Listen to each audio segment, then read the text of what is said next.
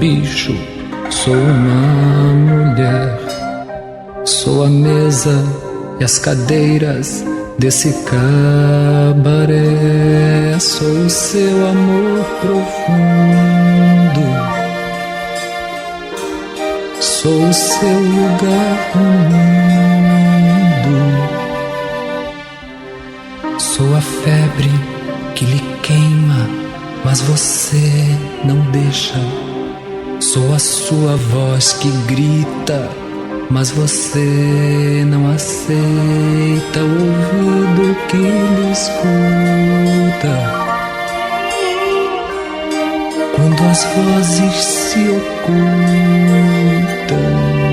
nos bares,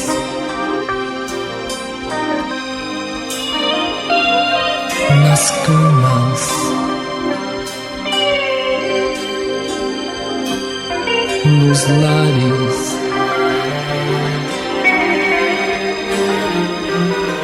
na lama.